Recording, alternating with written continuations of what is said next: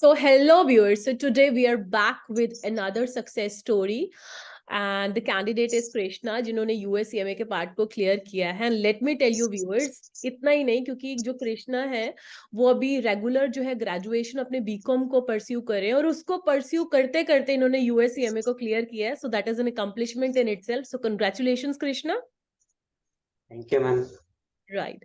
So viewers, कई students के mind में एंड अदरवाइज भी पेरेंट्स के माइंड में ये क्वेश्चन रहता है कि क्या हमारे जो स्टूडेंट्स के माइंड में भी रहता है, पेरेंट्स के माइंड में रहता है कि उनके जो सन्स या डॉटर्स हैं क्या वो ग्रेजुएशन करते करते भी कोई इंटरनेशनल डिग्री को अचीव कर सकते हैं. So the answer is yes and the example is just in front of you. So Krishna, कितना डिफिकल्ट था आपके लिए ग्रेजुएशन को और वो भी रेगुलर मोड में परस्यू करते करते यूएसएमए के पार्ट को क्लियर करना? To you Krishna, please explain. And I think viewers ये जानना चाहेंगे. Yes ma'am. मैम इतना डिफिकल्ट तो नहीं था क्योंकि हम काफी हद तक कहते हैं बीकॉम के सब्जेक्ट्स भी ये सीएमए के साथ मैच हो जाते हैं. और हम सबसे अच्छी बात ये भी थी कि सर की प्रॉपर गाइडेंस रही और सर के कहते हैं proper time to time lecture मिलते रहते थे, तो उनसे काफी हेल्प मिल जाती थी और हो जाता था. राइट. 3 to 4 आवर की रेगुलर स्टडी से काफी हेल्प मिली है, हो जाता है. पॉइंट टू बी मतलब नोट, मैं मैनेज कर 3 to 4 hours on a daily basis, right? Right. And ma'am last month exam के बिफोर लास्ट मंथ थोड़ा सा ज्यादा हो जाता है, 6 to 7 हो जाते हैं. बाकी नॉर्मल तो मैम 3 to 4 आवर काफी है, इनफ है. राइट. सो व्यूअर्स, काफी कैंडिडेट्स के माइंड में ये क्वेश्चन होता है कि कितने नंबर ऑफ आवर्स की स्टडी रहेगी. सो कृष्णा ने जैसे कि बताया, तो रेगुलर मोड से वो ग्रेजुएशन तो कर ही रहे थे, apart from that daily basis पे 3 to 4 आवर्स की स्टडी है. But yes, before examination last month में before you appear for the exam, तो आपको 6 आवर्स की स्टडी वो स्ट्रेच करनी पड़ेगी. नंबर ऑफ आवर्स आपको जो स्टडी में इन्वेस्ट करने हैं, डिवोट करने हैं, वो डबल करने पड़ेंगे. अदरवाइज आप रेगुलरली 3 आवर्स भी 2 आवर्स 4 आवर्स कर रहे हो, then that's fine. Okay Krishna, तो मेरा नेक्स्ट क्वेश्चन आपसे ये रहने वाला है कि जो हमारा मेंटरशिप स्टडी प्लान है, क्योंकि हर स्टूडेंट का जो लेवल ऑफ अंडरस्टैंडिंग है वो डिफरेंट होता है, उसके अकॉर्डिंगली जो है कस्टमाइज वे से हम जो है स्टडी करवाते हैं, वो कितना इंपॉर्टेंट है when it comes to your USCMA preparation? Ma'am वो तो सबसे ज्यादा इम्पोर्टेंट है मैम, क्योंकि क्या मैम टाइम टू टाइम एक स्टडी प्लान मिलना और ma'am time to time mock test हुए जो सबसे ज्यादा इम्पोर्टेंट है. बिना मॉक टेस्ट और एक कहते हैं प्रॉपर स्टडी प्लान के तो निकल ही नहीं सकता है ये सीएमए. राइट. मैम वो बहुत ज्यादा इन्फ्लुएंस डाला उसमें पेपर में और इसमें मैं आपसे प्रॉपर. पर्टिकुलरली ये क्वेश्चन भी पूछना चाहती हूँ कि जो हमने आपको अपना एकेपीएस रिव्यू सॉफ्टवेयर प्रोवाइड किया था, तो उसका कितना क्रूशियल रोल होता है ऐसे राइटिंग की प्रैक्टिस में, एमसीक्यू की प्रैक्टिस में? बिकॉज आफ्टर ऑल जो आपका एग्जामिनेशन पैटर्न है वो एमसीक्यू और आपके ऐसे राइटिंग होता है, तो कितना इंपॉर्टेंट था? क्योंकि वो आपने जब क्वेश्चन की प्रैक्टिस करी सॉफ्टवेयर में, it eventually became your base और आपको एग्जाम में प्रॉब्लम नहीं आई. तो आई थिंक व्यूअर्स इसके बारे में भी जानना चाहेंगे. जी. मैम जो सॉफ्टवेयर मिलता है अपन को AKPIS की तरफ से जो मिला था वो तो सबसे ज्यादा इम्पोर्टेंट था. बिना उसके मुझे तो नहीं लगता है कोई निकाल सकता है ये, क्योंकि हम जो क्वेश्चंस थे जो मतलब सॉफ्टवेयर में हम सॉल्व कराए जा रहे थे, हम वही क्वेश्चन उसी से रिलेटेड पेपर में पूछे जाते हैं. मुझसे कुछ हटके नहीं आता, वही कुछ रहता है. तो हम जो सॉफ्टवेयर में जो क्वेश्चन थे हम सबसे ज्यादा इम्पोर्टेंट तो वही थे, राइट. राइट. एंड बहुत मेरा ज्यादा इम्पोर्टेंट. एग्जैक्टली मेरा नेक्स्ट क्वेश्चन होने वाला है कि हर जैसे स्टूडेंट जब प्रैक्टिस करते हैं एंड प्रॉब्लम्स आती हैं तो उसमें डाउट्स आ सकते हैं, राइट? तो हमारा जो डाउट रेजोल्यूशन सिस्टम है, it's quite unique. 4 layered system है. आप लाइव क्लास में पूछ सकते हो, मेल करते हो तो आपको वीडियो फॉर्मेट में एक्सप्लेनेशन मिलता है, शॉर्ट एक्सप्लेनेशन मिलता है, आप अपना टाइम स्लॉट भी बुक कर सकते हो. तो एक स्टूडेंट जिसको किसी भी पॉइंट ऑफ टाइम पे कोई भी प्रॉब्लम आती है, तो कितना इंपॉर्टेंट होता है डाउट रेजोल्यूशन को टाइमली रिजॉल्व कराना, जो कि हमारे इंस्टीट्यूट में हमेशा से प्राइमरी मोटो रहा है कि every doubt should be taken care of timely. Yes Krishna. Yes ma'am, वो भी बहुत इम्पोर्टेंट रहता है. जब भी मैंने सर से टाइम टू टाइम डाउट पूछे, सर ने उसका आंसर दिया है, तो काफी वो भी हेल्पफुल रहा ये प्रिपरेशन में. जी. एंड अभी जैसे कि मैंने व्यूअर्स आपको पहले भी बताया था, जो कि जो कृष्णा वो रेगुलरली जो है अपना बीकॉम भी परस्यू कर रहे हैं और इन्होंने यूएससीएमए भी क्लियर किया है. So let me tell you कि अगर आप एक टाइम मैनेजमेंट बहुत इंपॉर्टेंट होता है लाइफ में, राइट? तो अगर अपना टाइम अच्छे से आप मैनेज करते हैं, so you can also crack this exam even in a short span of time. और सबसे इम्पॉर्टेंट कि आपको डिस्ट्रैक्शंस तो आती होंगी, तो उनसे कैसे आपने डील किया? या बीइंग ए यंगस्टर डिस्ट्रैक्शंस आती हैं, TV, mobile and all that. तो आई थिंक हमारे व्यूअर्स इसके बारे में भी जानना चाहेंगे कि आपने उन डिस्ट्रैक्शंस को कैसे जो है कब अप किया, और कैसे आपने अपनी स्टडी को, रेगुलर बीकॉम की स्टडी को और यूएससीएमए की स्टडी को मैनेज किया। ये हम डिस्ट्रैक्शन तो बहुत ज्यादा रहता है, जैसे सोशल मीडिया ये सब हुए। हम एग्जैक्टली। ज्यादातर मैं ना मोबाइल में ये सब सॉफ्टवेयर मतलब लगता ही नहीं था, ये सब ऐप्स जैसे सोशल मीडिया ऐप्स हो गए, तो हम इससे काफी टाइम मेरा सेव हो जाता था, और वो टाइम में हम पढ़ाई कर लेते थे, काफी इससे मदद मिलती थी। Point to be noted viewers, last 1 month में तो आप सोशल मीडिया से दूर ही हो जाए, right? Yes. That's 1 month really तो मैं 1 month. Exactly, exactly.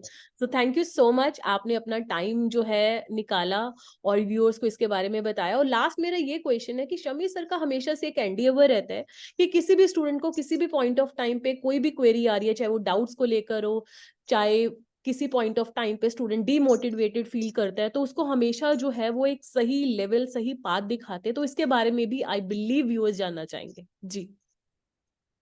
Yes ma'am, कई बार पेपर के पहले बहुत नर्वस हो जाते हैं स्टूडेंट, जैसे मैं भी काफी नर्वस हो गया था, तो सर काफी अच्छा मोटिवेशन देते हैं। Sir time to time sir live classes में भी कई सारी ट्रिक्स बताते रहते हैं कि आपको एग्जाम में कैसे टाइम मैनेजमेंट करना है, कैसे नहीं करना। राइट। तो हम वही जो सर ने बीच बीच में टिप्स बताई थी, वही पेपर हम काफी क्या कहते हैं हेल्पफुल रहती है। जैसे कि हम एग्जाम के बीच में सर ने बताया था कि कई बार एग्जाम्स में शुरू शुरू में टिपिकल क्वेश्चन वो रख देते हैं, जिसमें अपना ज्यादा टाइम वेस्ट हो जाता है, और अपन आखिरी में एंड में इम्पोर्टेंट को मतलब इजी क्वेश्चन देते हैं, उनको इग्नोर कर देते हैं, थोड़ा टाइम मैनेजमेंट नहीं हो पाता। तो सर ने जैसा स्ट्रेटेजी बताई थी कि अगर आपको शुरू में मतलब हार्ड क्वेश्चन आ जाए या लेंथी क्वेश्चन आ जाए, तो आप इसको स्किप करके आगे जाइए।